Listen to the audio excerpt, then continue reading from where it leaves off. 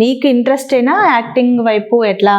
అదంతా first 3rd class నుంచి mummy నేర్పిస్తూ వచ్చింది నాకు. మొత్తం అంటే ఎలా చేయాలి ఏంటి అంటూ మొత్తం మమ్మీ నేర్పించి మిర్రర్ ముందు నేర్పించేది. ఇంకా మమ్మీ అలా చేయాలి ఇలా చేయాలని చూపించేది మొత్తం. సో అలా చూపించింది మమ్మీ మొత్తం. 3rd క్లాస్ స్టార్టింగ్లో చెప్పాను మమ్మీ నేను యాక్టింగ్ చేస్తానని చెప్తే, సో 3rd క్లాస్లో ఉన్నప్పుడు నేను అది ఇప్పుడు మొత్తం కోవిడ్ అనమాట. సో కోవిడ్ అయిపోయిన తర్వాత చూద్దాంలే అని చెప్పింది మమ్మీ. సో దాని తర్వాత సర్చ్ చేసాం, ఇలా ఆడిషన్స్కి వెళ్ళాము, చాలా ఆడిషన్స్కి వెళ్ళాము.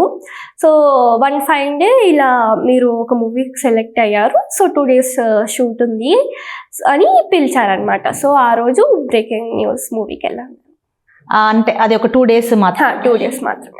అప్పుడు ఎట్లా ఉండింది నీ ఫీలింగ్? అంటే అదంతా cameras, first time camera face చేసినప్పుడు టైం కదా, సో కొంచెం ఏడ్చేసాను అనమాట. సో ఒక రూమ్ నుంచి వచ్చేది ఉండింది సీన్.